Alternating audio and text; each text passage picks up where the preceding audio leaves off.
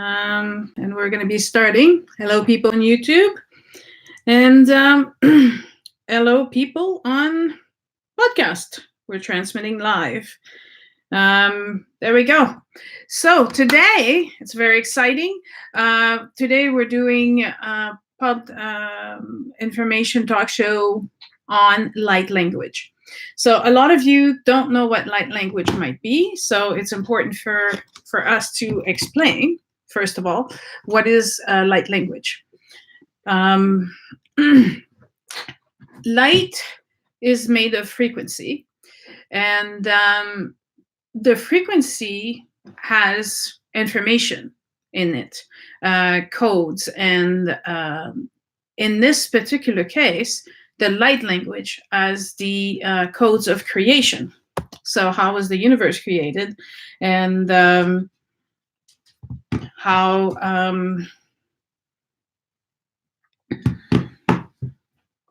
the whole universe works. Now, hopefully some of you have listened to the previous podcasts or videos, because you're made of energy. You're made of atoms, and those atoms, although we feel pretty solid, we're not really solid. We are made of energy.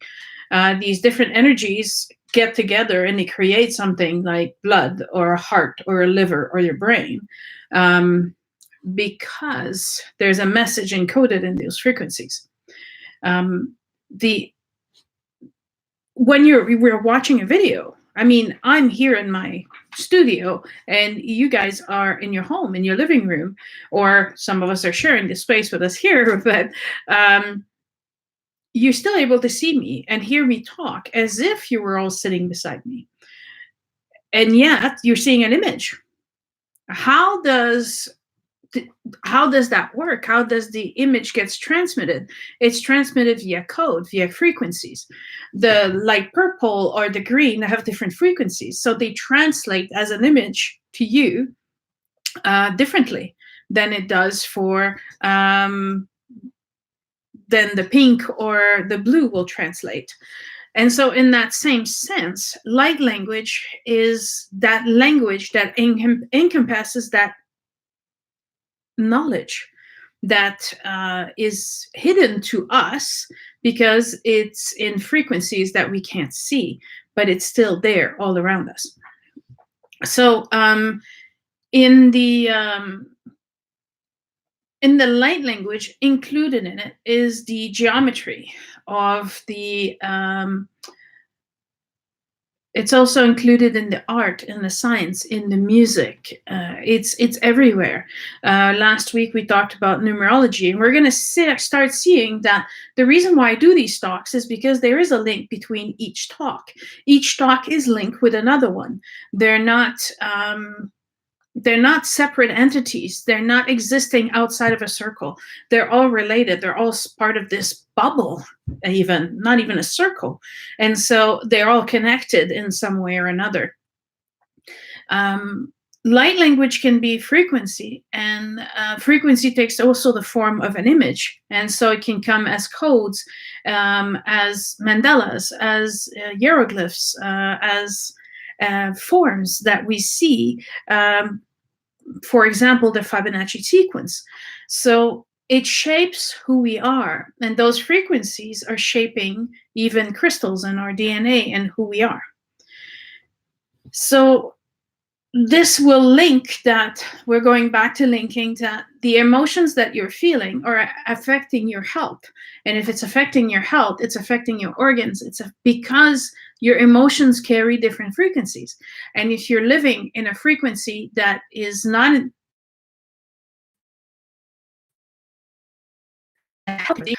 disorganizes, or this makes your system unbalanced, then that's what creates how it stops functioning. And so therefore, we're going to be looking at the ability for us to be using frequencies and light language to remain healthy, to remain in our best potential or highest potential.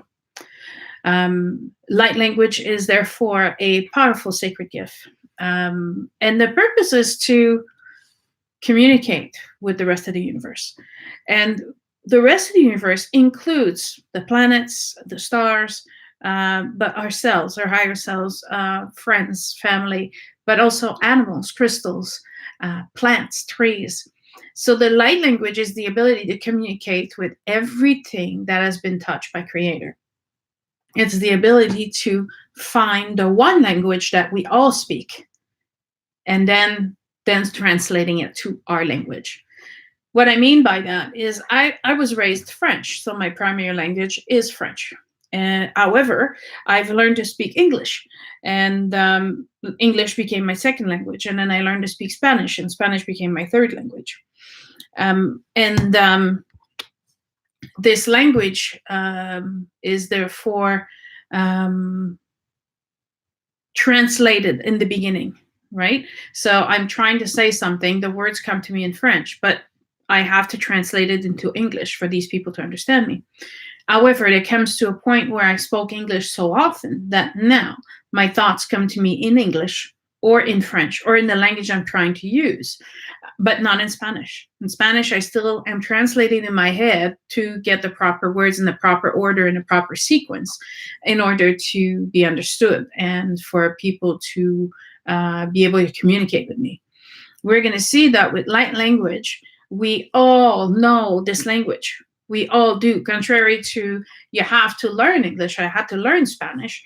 I didn't have to learn light language. All I had to learn was how does it get interpreted, and how am I able to know what it says?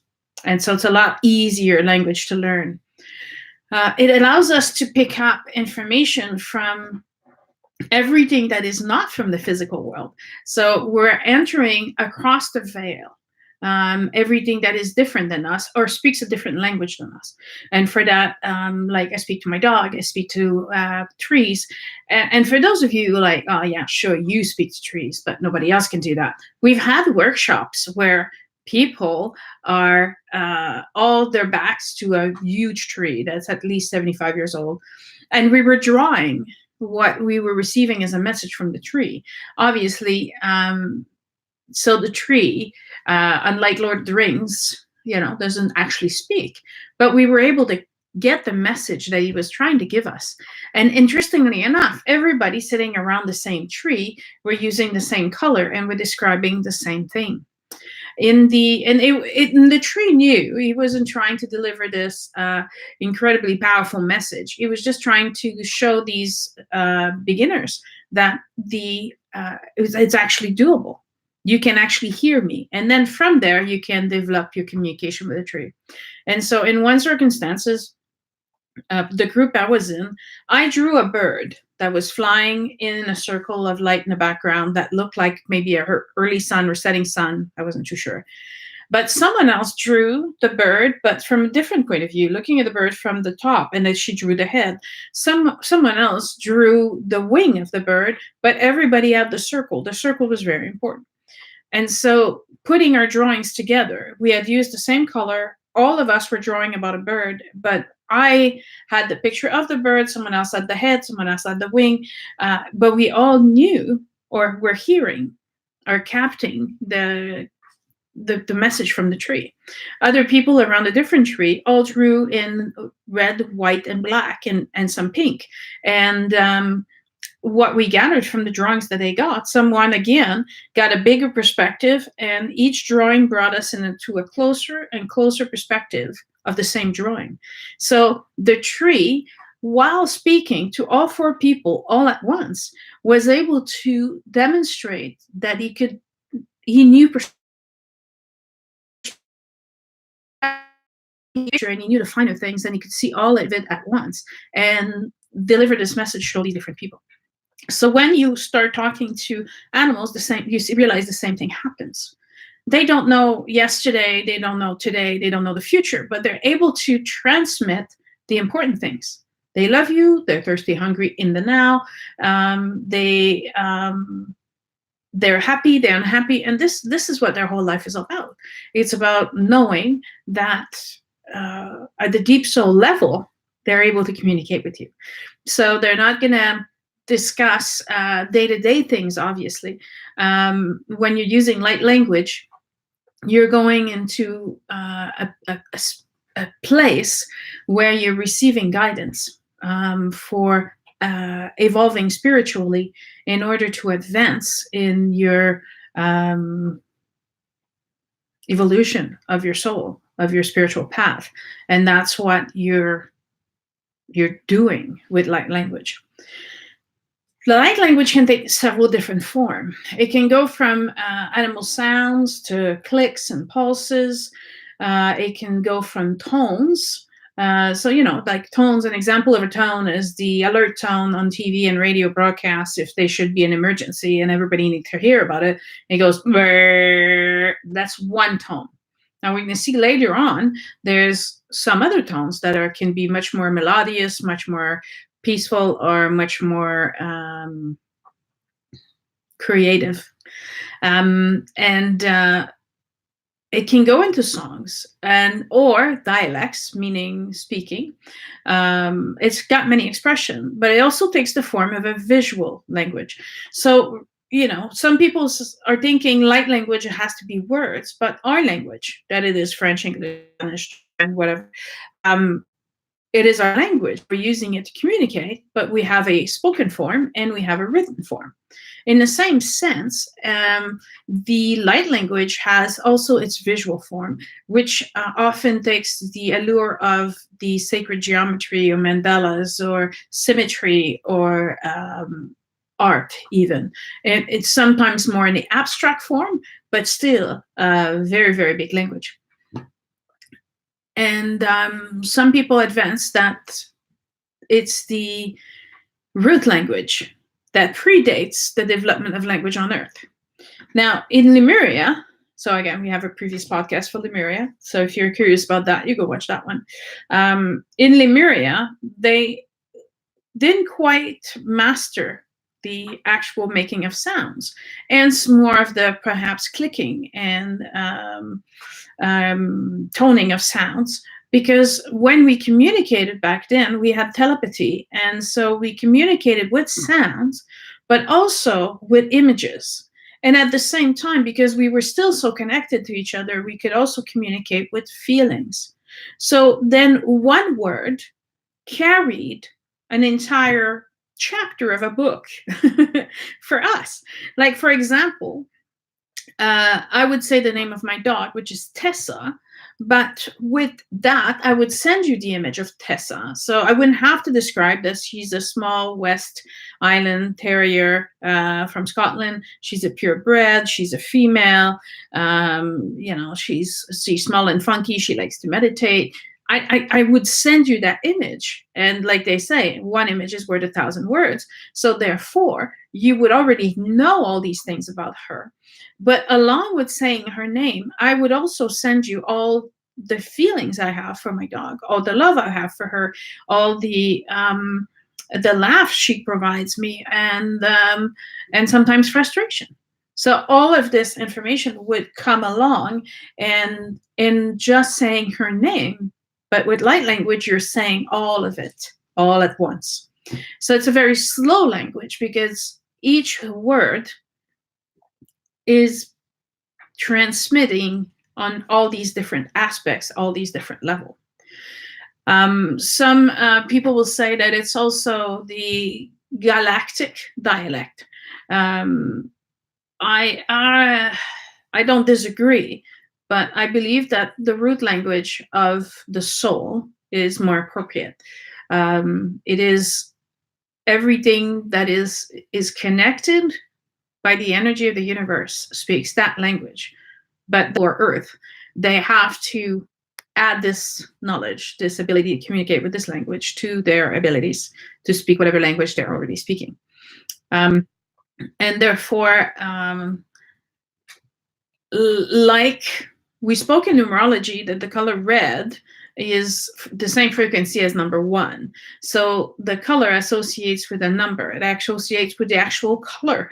So I can use the word green, and for those hearing the word, you have a bit of an idea what I'm talking about. But is it a light green? Is it a dark green? Is it forest green? Is it a jade green? What kind of green is it? It's very limiting to simply use words. Light language takes away this limitation and allows us to share all that it is that we're trying to say using all our senses. So, using our sights, using our hearing, using our feelings, using our ability to connect. It goes and reach way beyond just one of our senses. A lot of people have spontaneously been using the light language.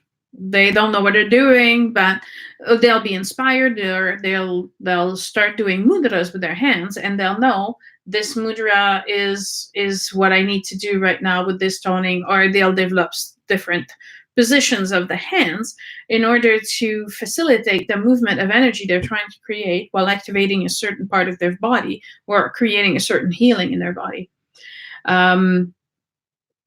Some people express the light language through singing, through dancing, and some do it through art. So I'll have some examples for that later tonight. But they don't necessarily know where this is coming from, and they don't always understand it. All they know is that when they're doing that, they're feeling better. For example, ritual dances. Right, they are performed a certain way. I was watching a show. It's a Vietnamese show, and it's Chronicles of Art Doll, and she has to learn this specific dance, and she's growing very frustrated because the teacher is telling her her head has to be at a certain angle, her hand has to be in a certain position, and it over and over. And it's only the one dance until she can perfectly do this dance. And there's a real struggle because she doesn't understand the meaning of the dance. All she understands is I have to do this and I'm very tired. It's always the same dance and I never get it right. And it turns out that, season 3, you eventually find out that her dance in a particular spot reveals a hidden gem that they are needing for healing. So we sometimes do things, we don't know why we're doing them, but we know that this is the right thing to do. We know that we are guided to do this. Now, if you're doing healing modalities, you realize that a part of it comes from your intuition. A part of it comes from listening to, or allowing the flow to go where it needs to go. In the same sense, the truest, closest thing to the light language expression is an artist. How does a musician create a symphony or puts together certain notes? And I mean, there's only so many notes, and yet there's thousands of songs out there. So how does that work? How do we go from those 8 notes and create melodies and create songs and create magnificence of themes and styles, and inspiration is guiding us, and it's a form of light language. In the same way that you have all the artists creating books, creating drawings, creating paintings, and you're like, wow, this is amazing. Because it's not, I mean, if you look at all the paintings that you can find on the Renaissance, it's always men and women for the most part. Yeah, sure. But they're in different positions, they're expressing different ideas, they're displaying different themes. So light language is in part that as well.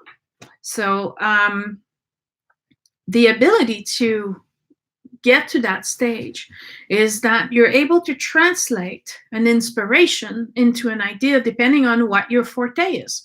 So an inspiration idea goes to a painter, he paints it. And he builds a plane, he builds a car. An inspirational idea comes to me. I started doing podcasts. It's inspiring us in different ways, but depending on who you are, you will interpret this connection, this message, in a different way, in a way that relates to you. For me, light language began when I did my Reiki session with a particular lady, a Reiki master teacher, and I've been giving Reiki and I've been giving energy healing for quite some time. And I'm working on this young woman who was 22, 23 at the time, so not very old. And all of a sudden, I see in the corner 2 blue beings. And I know they mean me no harm. They mean no harm to her, but they are attached to her. They are her guides. And I'm like, oh, well, hello, welcome. And I keep doing what I'm doing because I'm there to give this woman energy to release a blockage that she's dealing with. And the blue beings are giving me a message. And I'm like, no, sorry, don't speak that language. Keep my hands on the body, keep giving energy.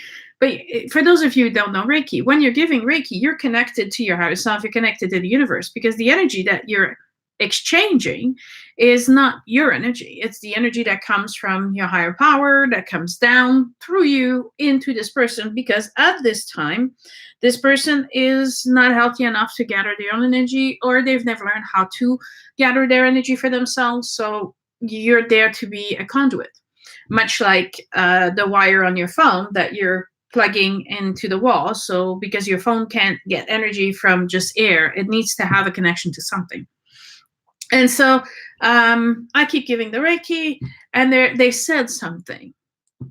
And I was like, yeah, you're welcome here, but no idea what you're saying. I'm sorry. You're going to have to translate that. I speak a lot of Earth language. I do speak French, English, and Spanish, and some Italian, Portuguese, and German. I understand all these languages very well, but speaking, it's not always easy, especially if I'm out of practice for a bit. But I'm like, is any way that you can pick one of those language? And they just repeated their message in their own language. And I was like, yeah, it's not working. I'm really trying here, but I don't know. And so what happened is I said, okay, so and they kept repeating the same message, And I was like, okay, so obviously I am meant to understand this. And I can't understand this with my head and my brain. And so I will go to a different place. I will go into my heart and connect to my soul, and I will see if I can hear that message and if it has any meaning to me. And although this is, for me, a lot of the stuff that I'm teaching you happened through trial and error. What's interesting is after these experiences happen to me, I don't necessarily know what they're called. So I don't necessarily know that I'm having a light language experience. And it's only as time goes by, years fly by, and I meet different people, and then I realize, oh, so it has a name, and it's called light language. Okay. And then I can read books about it, and then I can understand all this, and then it makes a lot of sense. Turns out that I had the right intuition and I was following the right steps. And so went into my heart and I listened to the message again, which was a beautiful, obviously short message. We didn't have a very, very, very long conversation. But the message is, she's not alone. We are with her always, and we love her. So the idea was, and I mean, I'm seeing them going like this. And when the session ended, I told the person, I said, I think that your guides, and I didn't tell her they were blue because not everybody's ready to hear that. Now I openly talk about hybrids and celestial beings and beings that are from different planets that are here to guide us. But 10 years ago, it wasn't, I didn't think that people were quite ready for that. And I didn't want to sound too weird to scare people away. So I kept that for myself. But I told her, your guides want you to know they are with you and they do love you. And oftentimes, a lot of people won't admit this in public. But when I do talk to them, they do tend to admit this. We need to forgive ourselves for what we think were mistakes. Our guides don't, as students, we're here to learn. So our guides are very generous in that sense. They know they don't need to forgive because nothing was wrong. They are very loving and patient, and they're hoping that we're going to get through our thick heads that they were lessons and they were periods in our life that we have to go through to grow, to understand things.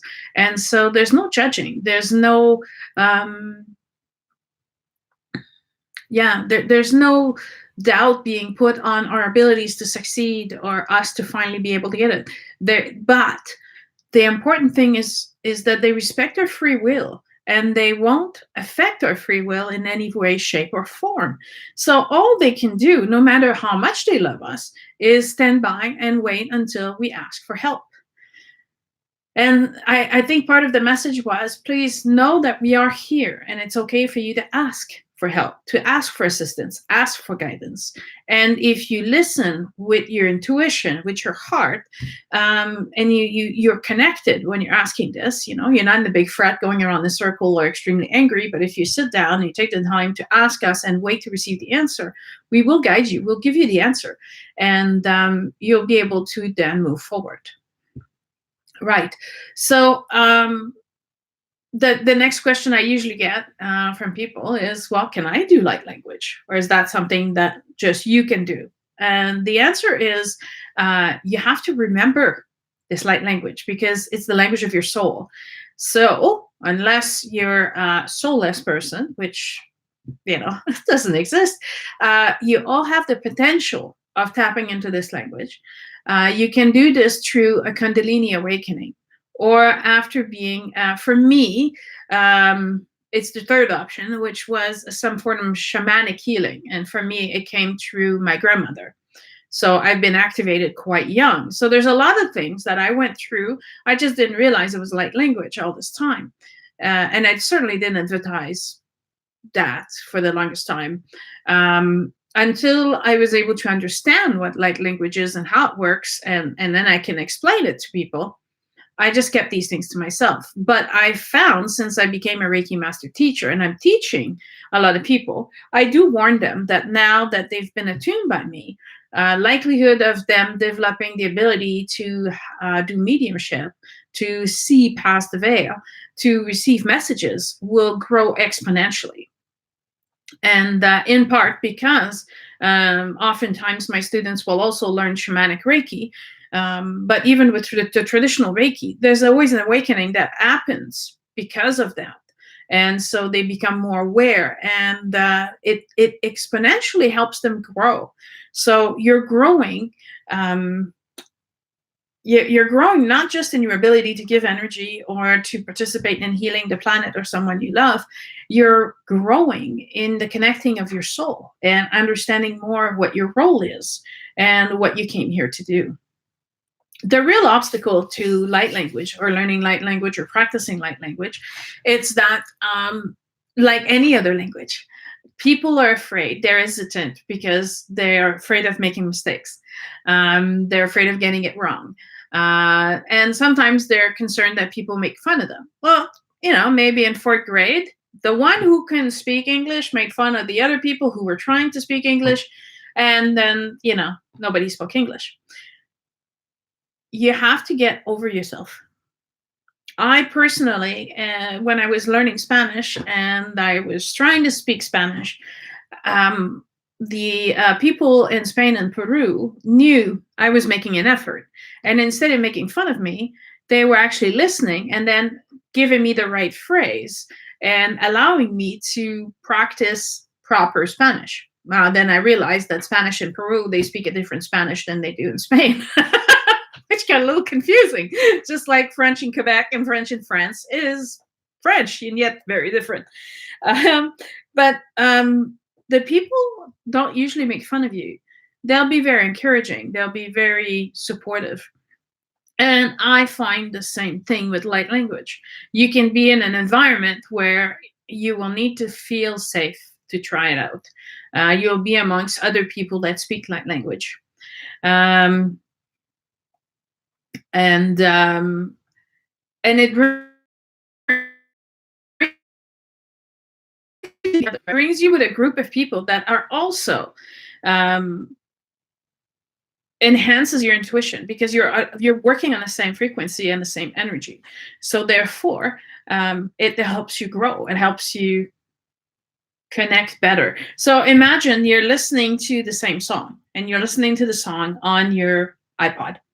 And the sound is okay, but it's good for you, but it could be better. But then you have 20 people who's listening to the same radio show or same song at the same time as you, and some of them have a bigger speaker, but you're in the same room. And so now although you're still listening to the same song, it's amplified, it's clearer, it's better, it's enhanced. And so getting together with other people who can do light language, being surrounded by artists, musicians, will have that effect on you, clearing the message and enhancing what's happening around you. So let go of your fear. Just find a safe place to practice light language. And then when you get confident, it's very interesting because I remember I did it all the time for myself, but the first time I did it in front of a group, I was like, okay, I'll try this. Not too loud, not too, scare anybody. And the comments that I got were so positive that I now do it all the time. But I needed to put my toe in the water first and see how would people react. And so later, I'll do a little demo for some of you so that you can get a little bit of an idea of what that looks like. So what can light language do for you? The frequency of light language can bring and intensify spiritual activation. So we're talking about Kundalini, we were talking about chakra connection, we're talking about clearing old karma. It also helps processing shifts in consciousness. And so what that means is that you have different level of consciousness, and human beings tend to be stuck at about 5, maybe 6, but it goes up to 12. And so light language activations can sound or writing can enhance that and help you to exponentially grow that. It also facilitates the light body restructures. So Cryon speaks a lot of 12 layers of DNA, and I speak of the 5 bodies: the physical body, etheric body, mental, emotional, and spiritual body. You can't see them with your mortal eyes, but you can, just the same way that you can restructure your physical body by changing the way you eat and exercising. With light body, you can restructure the light bodies as well. And mostly for me, it's also about getting information and guidance. And what am I supposed to do? What am I going next? It allows you to connect to the higher realm and have a better multi-dimensional experience. Yes. So the next question I usually get is light language then the same thing as speaking in tongues? Now, speaking in tongues is when people are inside of a religious setting and start speaking in a language that nobody else understands. Some of them are, I've always only ever seen some very demonstrative ones, where there's seizures involved and people shaking and things like that. I've never had such an experience. Light language has always been very quiet, calming, and very peaceful. So, however, the people who have had these experiences of speaking in tongues will say that they've realized they've received a communication from a higher realm of consciousness. And although they don't know what they said, they were left with a message or an understanding, and then they could share that with others in their language that they regularly use. So from a metaphysical point of view, the spiritual point of view, light language allows you to connect and directly communicate with the source or anything linked to it. So this is important because we're talking about connection. If you're not connected to this light, you always are connected, but it would be the same thing as you're connecting a lamp, but the lamp switch is off. So you're connected, but there's something's not going through. If the beauty of this is that you are able to receive those messages and be guided and mute the interference of the mind. So you don't need to always understand everything. Not everything needs to be proved or explained. You're able to restore faith, these parts of your cells that were lying dormant in your body, in the rest of you. The benefit of either listening to light language, and this on YouTube would be found on frequency. frequency videos. So you don't need to look at the image. They put some images because it's YouTube, but they can be 2-3 hours long, and they'll tell you it's a 533 hertz frequency meditation. And that, because there's no singing, there's no rhythm, it's just a matter of the frequency. It will come and activate something specific inside of you. It'll either trigger some healing, perhaps your light body activation. The light body is your soul, in other words, right? And we're using the soul and the light body in many of the modalities that we're working with, and trying to restore all of the program, the original program of what we were originally meant to be before we stopped believing in ourselves, before we stopped, or once we started believing what other people said to us as the truth when it wasn't. It's also helpful for interdimensional travel. If some of you say, oh, never done that, anyone who has done a meditation with me and crossed a portal has been in interdimensional travel. Interdimensional travel happens with the soul, not with the physical body. So we're not talking about, your physical body moving from one place to another. We're talking about your consciousness being able to access different areas, different places, and different dimensions. Manifesting of resources. Some of you are very, very, very good at doing that. This will enhance it. It can keep you in a pattern of manifestation, reminding you constantly to be positive, to be optimistic, and to keep focusing like a prayer, gratitude prayer. The best way to manifest, and I think manifestation is one of the topics we'll explore this summer, or soon anyway. But manifestation is literally a constant gratitude prayer that you're doing as if you've already received what you're trying to manifest. And you can do so enhancing these vibration of gratitude with light language. I use it a lot with soul retrieval. Now, any of you that done a soul retrieval, remember you get out of your body and you're seeing yourself in light, and then we're traveling and you become lighter and lighter and more brighter and lighter, and then lighter in a sense of weight, but also brighter in a sense of light. This is light language. The entire soul retrieval exercise is light language exercise. And then we do the integrations of your different soul aspects. So when we are taking an object and we're putting it inside of us to heal us, to fill the void that we have been trying to fill all these years, and we're finally filling it with the right object, the right healing, then this is also a different form of light language. So some of you have been practicing light language for a lot longer than you might have thought it. But I just never explained it to you that way, because I found that when I start using light language, a lot of people are getting uncomfortable. They're getting, like, I don't know how to do that. And then they want to stop doing what they were doing so well before. So the frequencies affect us on a light level, on a soul level, on a frequency level, and therefore also affects us on a DNA level, a physical level, and in our environment.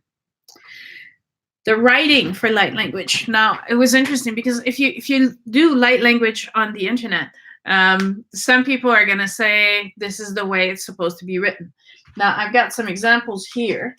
And there's apparently an angelic form of writing. Now, I've been to the other side and I've looked at Akashic Record books and writing, and it doesn't look anything like that. So I was wondering where they got that type of writing, because it's too specific, too organized, too well written with little bubbles. And I think that it's one form of writing, but in the same spirit that you can have the Phoenician alphabet, right? Which are all, in the end, like the Hindu alphabet, a bunch of squiggly lines that we establish a base and telling ourselves, this is what this means, this is what that means. And these lines are different when we're looking at them separately. And yet, when we actually take our bias off and we're looking at these symbols that are representing either letters or sound of the Sanskrit writing or the Hebrew writing, we've come to realize that it's the same thing as the human writing, right? You can take 10, 30, 100 people, and they've all learned to write, and yet their handwriting is going to be different from one person to the next. Now, imagine that these 100 people are going to 100 different countries, and then they're trying to teach these people to write, and then we wait 3,000 years. And then we come to, this is Tibetan handwriting, we come to this time, and then we're saying, okay, these are all different languages. I don't agree with that. I think that these different languages, just like the spoken light language, the written light language originated originally from one form of writing, but with time, it got distorted. Also, remember that now we're writing with pens on paper. It's very easy to write. It's very easy to make letters. Back then, most of the language were engraved in rocks, in tablets, in clay, in rocks, in gold, and whatever else. So to be able to write was had to look a certain way. So I imagine that it would be a lot more similar if we had continued that way and not switched to paper. The form is the tools and the material we're using, and just like calligraphy is the art of writing. Some people have what they feel is a horrible handwriting, and some people, you can't read their handwriting, and some people have this beautiful script and they make it fancy with a bunch of legs, and it's very elaborate. Well, in the same way, language evolved. Our writing evolved from there. The closest thing, however, that trying to represent light language is the language of the Mayan or the Egyptian, where they were using drawings and symbols. So they were trying to explain that each of these symbols came with a sound, but there was a meaning behind it. Even the Scandinavian runes look a lot like ancient writing. It's lines, right? I have examples of light language, and sometimes it will be one big symbol. The symbol will be for a word or an expression or a meaning. This one particular symbol means completion. In order to understand this symbol, you have to go back to the Maya writing. In the Mayan writing, they would put things together, or like the Japanese kanji, one represents heaven, the other represents coming down. But depending on how you're mixing the symbol, it has different meanings. And so, although we can give a form to light language, a certain type of scribble, it's the impression, the image, and the feeling that you're receiving at the same time as you're drawing this that is actually bringing the meaning behind what is on the paper. It can be a big symbol, it can be smaller symbols, it can be done from top to bottom, left to right, or it can be written this way as well, left to right, but the person writing it is the person that's going to be able to tell you it was written this way, up and down, or left to right. It can be large, it can be small. The download was the bigger the words was the primary message, and then the smaller symbols were the supplement information to explain the message. Okay. It then can be used by artists. Now, I'm going to introduce you to the artist Irene Ingalls. She did this painting. Her way of doing it is that she paints on wood. And on the wood, she engraves some of the symbols that she has received during the transmission. And then she covers the piece of wood with plaster, and then she engraves more symbol in it. And I don't know if you can see, but the symbols are engraved in plaster. And then the smaller messages left, the explanation and the details are then painted on as well. And you can see here, there's the bigger message that we saw is all of the symbols are included in the painting. But the message itself is in the image that she then receives. So she paints the image on top of all these engravings of what she saw, of what she received, of but the understanding and the meaning of it is then up to the person receiving the healing. In this case, we work together. So this was what she saw for me. And then it was up to me to interpret the meaning behind all of this. It's abstract. And yet for me, it was so clear, all the message that I got from it. The main message here is the truth of the journey is within you. Now, interestingly enough, when I saw this, I saw my head, I saw my arm, I saw my body, and I saw my 2 legs. So I saw that inside of me, I had this. Follow that knowing in your heart. All right. The sun-like shape is placed in the solar plexus, meaning that all knowledge, all knowing, all of who I am is there. But I have to follow, and you can see the light where I'm going in a spaceship. It's a very beautiful spaceship with the fire. But interestingly enough, the artist, when she was drawing this, she saw a keyhole. And she said the key is within your heart. The knowing is within you. So she called the painting The Alchemy Within You. Beautiful name. And she said that while she was doing all of this work, she felt that I was loved very deeply. We'll talk about Irene a little bit later on. Yes, she's amazing. The work she does is out of this world. Now, the symbols are there. This painting is mine. Nobody's allowed to touch this painting. Whenever I move, I'm the one that packs it away. And besides, it's made with plaster, so it's fragile, so it can't be dropped or anything.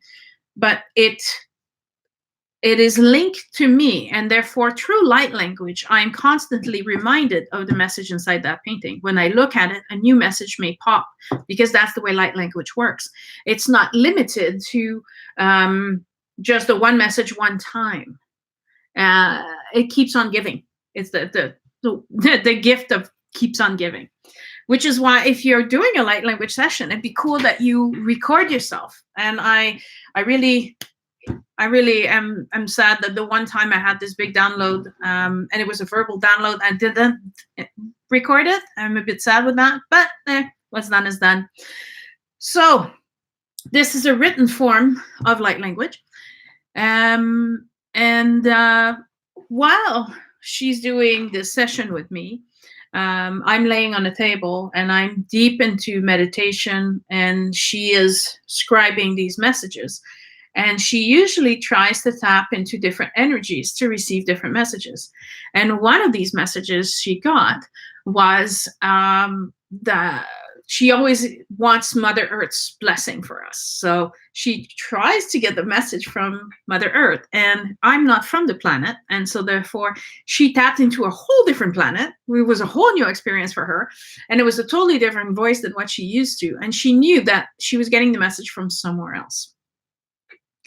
Now, people are asking, oh, and the other thing is she was writing these ones up and down. I've seen her write left to right or right to left, but it can also be written in circles. It's light language can be done with a pen, with a brush. It can be, but it usually hardly translates into typing on a computer. However, that being said, the 2 books, the 2 adventure fantasy books that I have written are books that I downloaded while I was on my computer. Meaning I'm sitting at a computer and I'm receiving the message, and this movie is playing before my eyes, and I'm trying to type fast enough to try and describe everything I'm seeing in this movie. And that's how these books came to be. So these books, the teachings inside the books, it's much more than an adventure or fantasy. It was light language delivering me this adventure this story, and me trying to communicate with the rest of the world the messages I was getting and receiving in a format that everybody can read. Now, next, what does it all mean? Right, this painting, I gave you a little bit of an idea of what the message she got, but I got so much more out of it. The pyramids, we're going into symbology. The pyramids are telling me that it's a journey within, it's a spiritual journey. The spaceship tells me that I was going to move fast, and the opening of the light tells me that I'm done with darkness. Everything's going to be light now. It also, it's a lot of circles, which if you actually count them, it counts all of the chakras, meaning that all my chakras are going to be aligned into this keyhole. The key is all in the energy and all in within me. So is any of this wrong? No, because this is the message that I'm getting. So whatever message you are getting, you have to accept these messages as being real and as being the actual message. Right.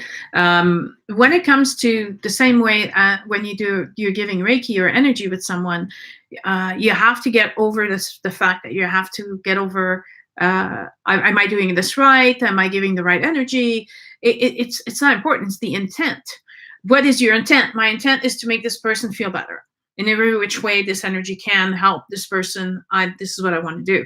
Well, in the same way, when you're receiving these light language communication, it's always meant to enhance you, help you grow, help you become more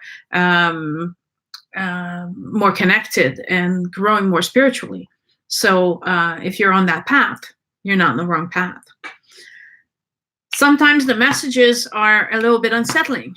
Like they told me, and I say they because there's different people who talk to me, different ascended masters, different guides.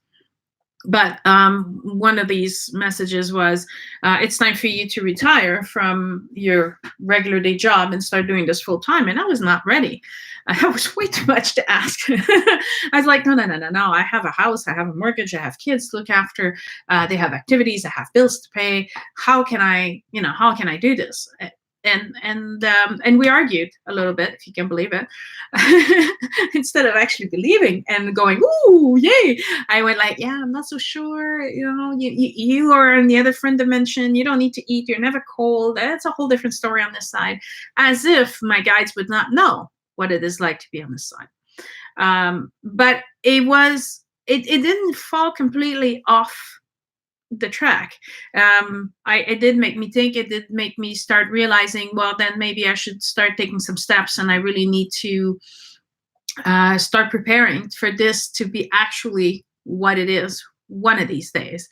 And shortly after, actually, I was ready to start doing sessions, and I was publicly announcing it. I was telling people about it, and then I went from there to opening the institute, and then from there going all over the world, teaching, writing more books. So those messages, sometimes they come and we're thinking, oh, no, I'm not ready for that. But the messages came to prepare you for that, right? So but without the message, would you have ever prepared or actually taken that steps? Probably not. I needed to hear that from somewhere else, and then it was a good idea, and then I jumped on it. Your interpretation of these messages are to be interpreted from your soul and your heart, and it can't be translated perfectly. So sometimes you find me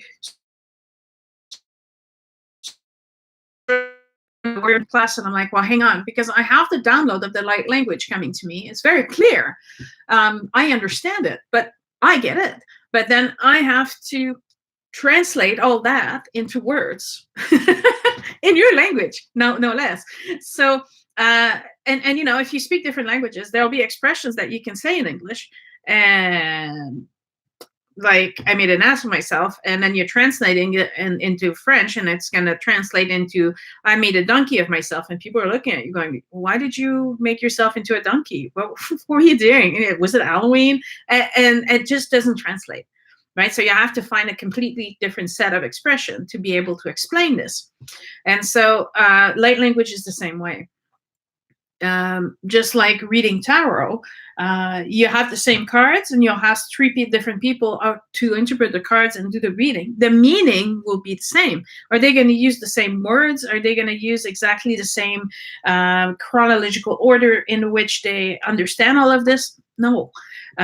Everybody's going to have their personal way of delivering the message, but the meaning of the message is the same. And that's what's important, is that you want to get to the meaning of it. Just like parables told by either Jesus or Cryon or other people, parables are meant to reach as many people as they can through a story to which you can identify, and then relate this story into your own personal experience. And then it makes sense to you and it helps you move forward in the direction you want to move. Light language is very much that way. The person who received the message will be the one interpreting the message that they receive for themselves. Therefore, I was asked once to read light language that was written by someone else. And they're like, I don't know what this means. And I'm like, well, I don't know what it means for you. I can look at the symbols, but I will actually close my eyes and meditate on the frequency of the message. And then I will tell you, based on what I'm receiving, what that means. But that's what it means to me. So I can help someone interpret based on what they're seeing, feeling, and getting. But if you're asking me to interpret that message, then it will be interpreted for me and not necessarily for the person it was intended to. So it's important that you trust yourself, you trust the message that you're hearing, and that you're working in a more holistic way. You know, the big picture of what you were getting or what was happening at the time that you received that information. So again, because it comes with sound, it comes with image, it comes with colors, it comes with impressions, it comes with feelings. It's a much more complete language. It's a bit like watching a movie, and you have the subtitle, and you have the surround sound, and you have the moving seat, and this is what they're trying to do. They're trying to totally immerse you into this experience of telling you this story. And this is what language is. And so it's important that if you want to start doing the writing, you're not just doodling. You have to be in a space where you're listening, feeling, hearing, and most of the people who do this actually do this with their eyes closed. They don't actually have their eyes open, and they're really focusing on, okay, this is what it is. And then they make a small note at the bottom of the page, disregards completion. And then move on to the next page, next information, next message.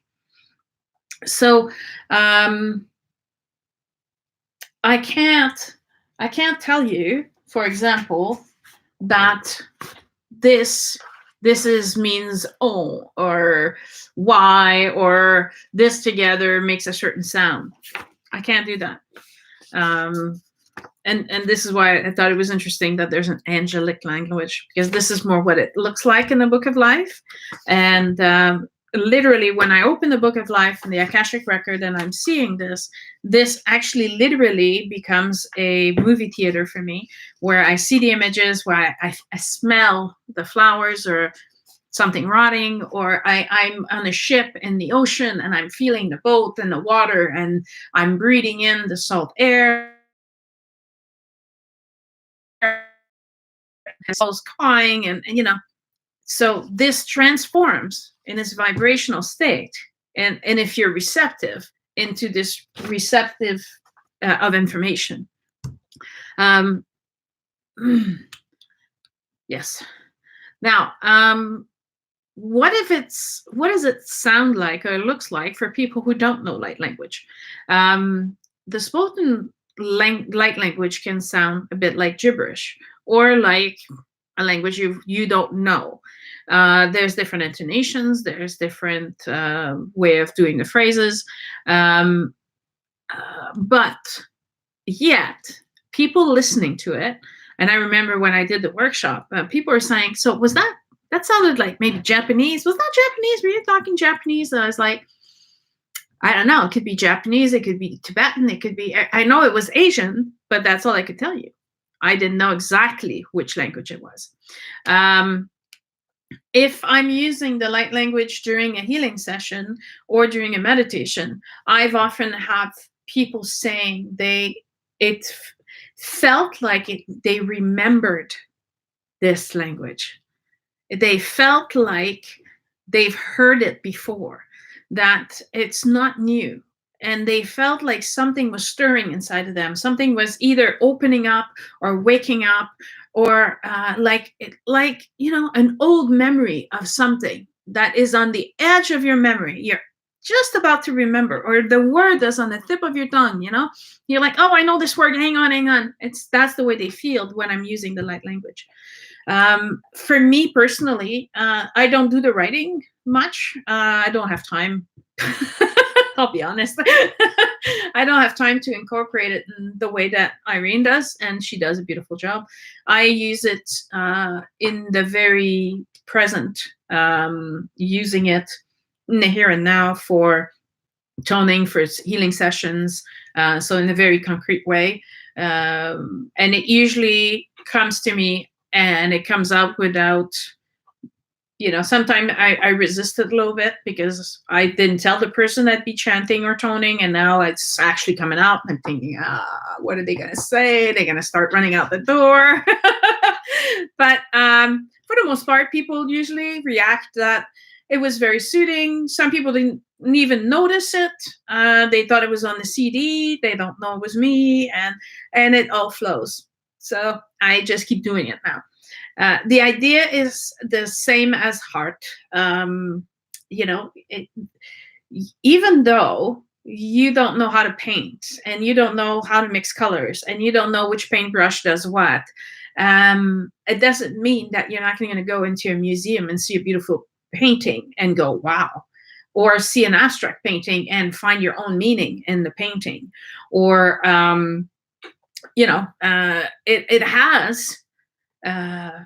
it would have meaning for you.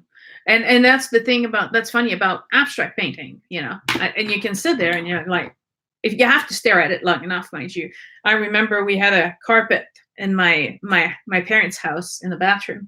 And so, being in the bathtub or whatever, you'd stare at certain areas. And we found, we were 8 kids in the house, and we'd compare what we found on the carpet. Oh, well, did you see the face of this man here? And did you see that? And so this, again, is you see what you need to see. You hear what you need to hear. And light language works in mysterious ways. And it'll be all around you all the time. For example, you'll hear a word or you'll hear something and you'll look around and you say, "Did you hear that?" And they're like, "Don't know what you're talking about." That was meant for you and not for everybody else around you. Doesn't mean you're going crazy. It just means that there's a special message for you in there that not necessarily is for the other person beside you. So again, why would we use the light language? Well, we would do it to communicate deeply with our soul, or reach higher realms of consciousness, or go look in the other realms of consciousness to see what needs to be healed, what we need to work on, what needs to be taken care of.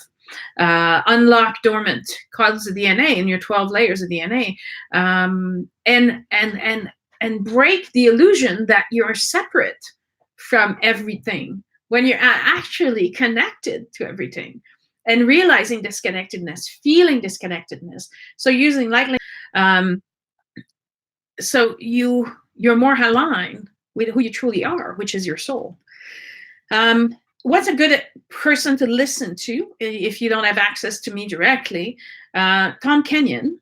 So Tom, Tom Kenyon, KENYON.com. Has several meditation available for free, much like Cryon. This man has thousands of songs that he's recorded. You can buy the CDs. I have the CDs. I like to listen to them. And I like to not be depending on a connection to the internet, so they're on my iPods and everything. But there's several that you can try. What does that feel like? What does that look like for me? He works with Athors, and he has very close ties with Tibetan energies and Egyptian energies.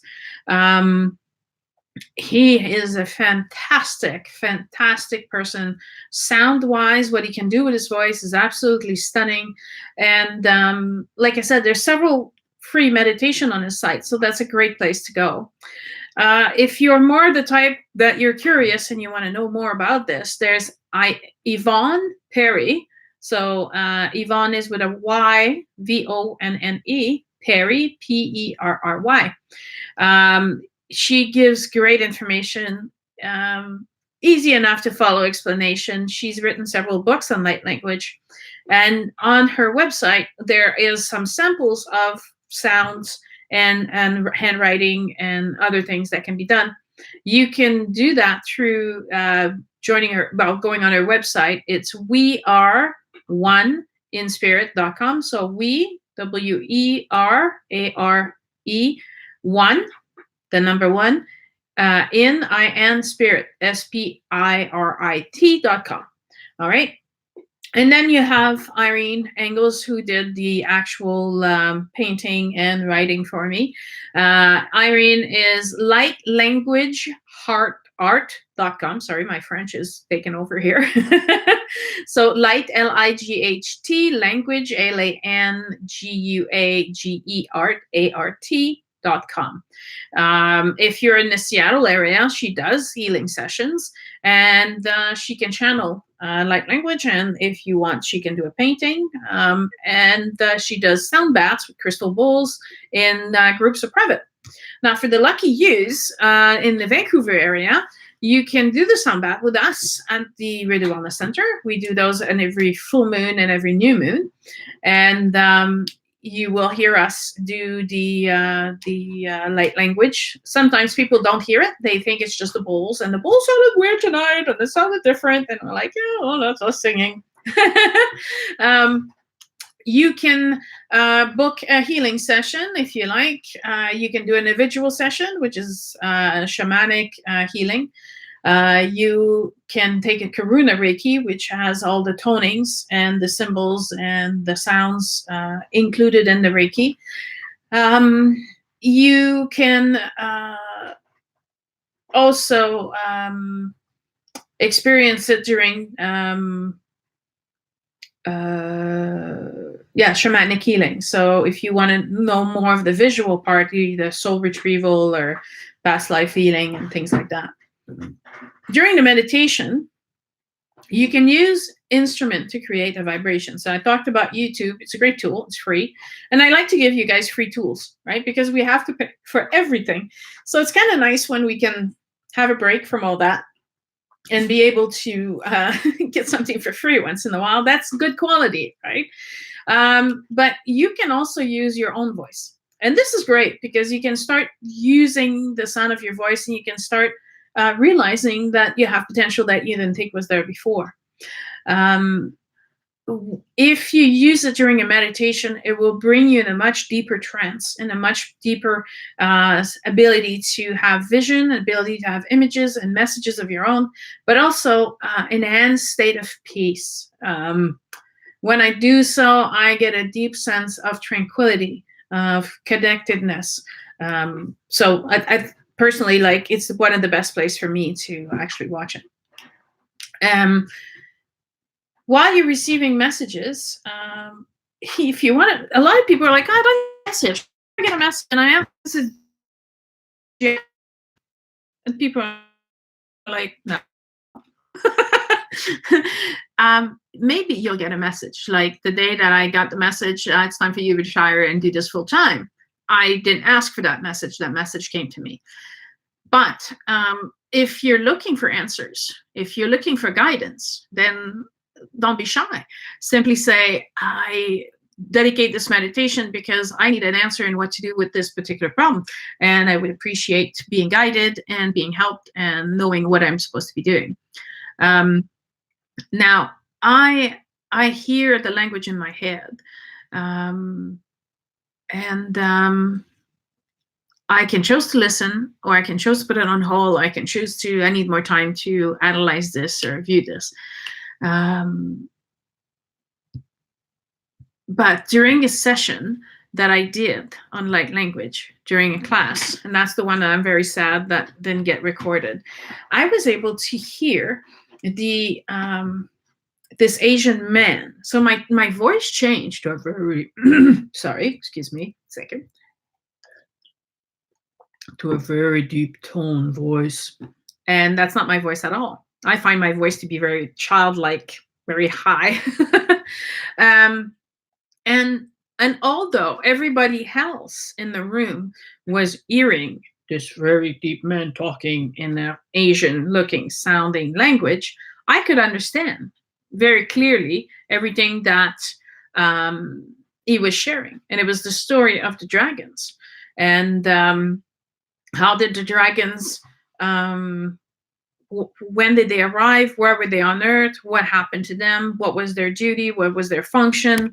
It was magnificent. And then after I finished, everybody was looking at me going, okay, what does it all mean? And so I repeated everything in English for them. So right now, we're reaching the end of our time together, and I would like to do a demonstration for all of you for several minutes. I'm not going to do this for 1 hour. I'm not sure how well the sound will transmit over the live videos and the podcast, but I want to give you an example of what that sounds like for me. So just simply sit and quiet space, let go of all expectations. Okay, this is important. This is a time of receiving and not expectation. Be a blank canvas and receiving this.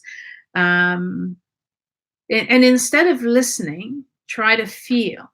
What does that bring up in you? What does that make you awaken to? Let your soul go on a journey for once, instead of your mind insisting that it has to be images and it has to be in a certain order and it has to make sense. Just let go of all that, and just let your soul enjoy this little gift. So you may sit quietly with your eyes closed, or you may have your eyes open. That's okay, but whatever is best for you to let go.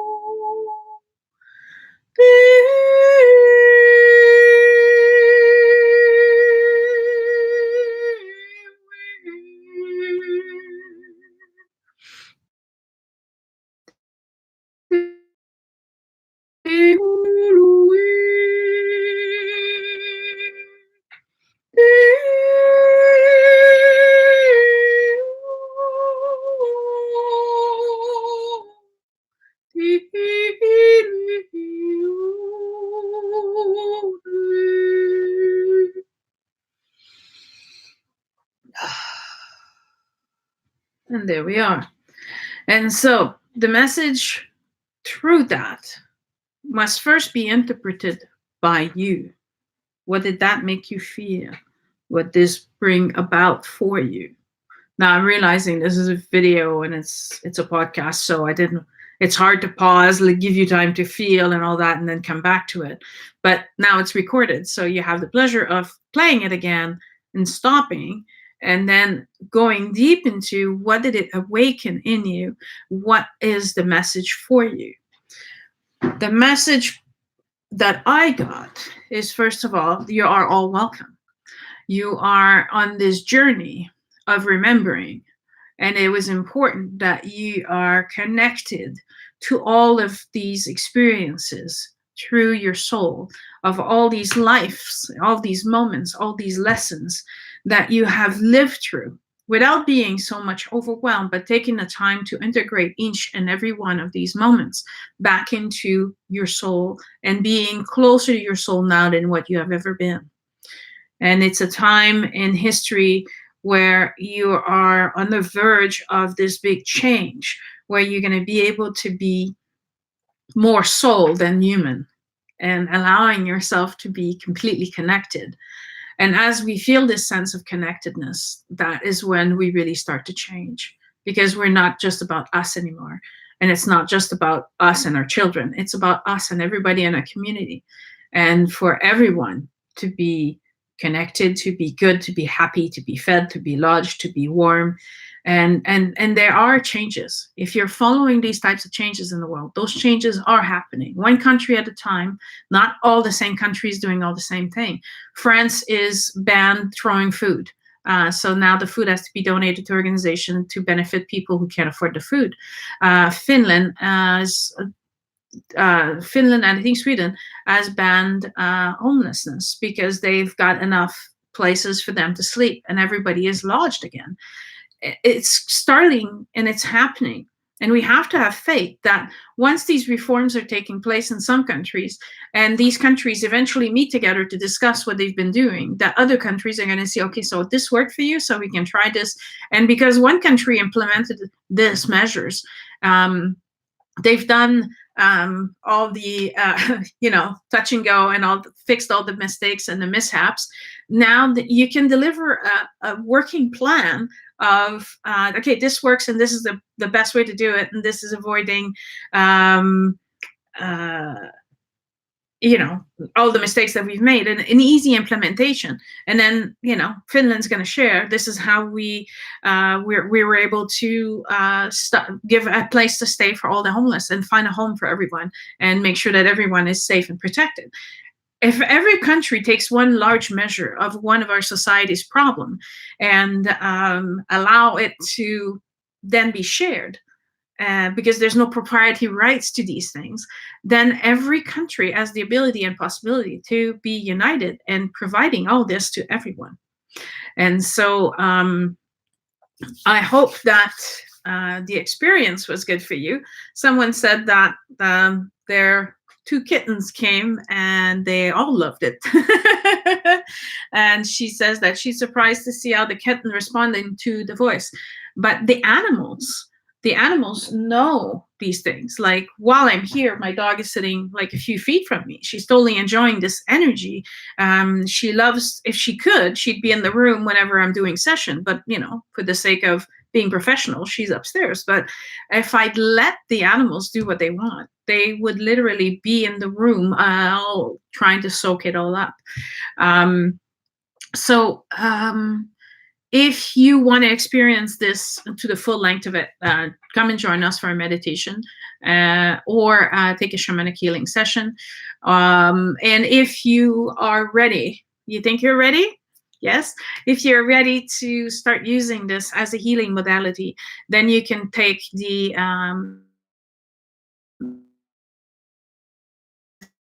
where we do teach the light language or the light language workshop, whichever. Anyone can do this. There's no right or wrong. The ability is embedded inside of you, just like the ability to think, write, or do math. So everyone can do this.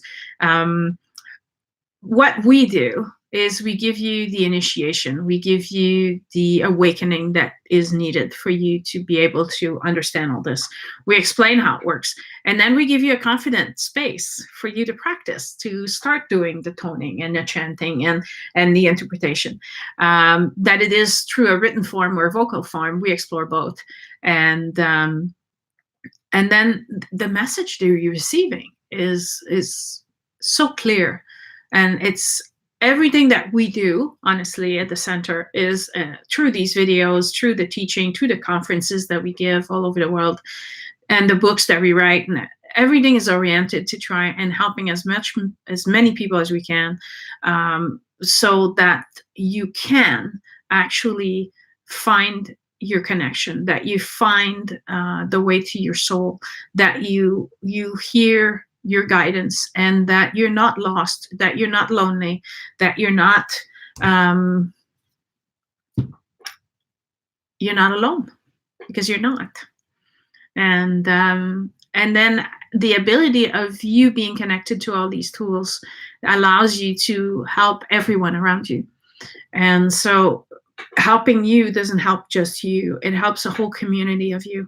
And energetically, when you're helping you, you're also helping 7 generations back and 7 generations forward.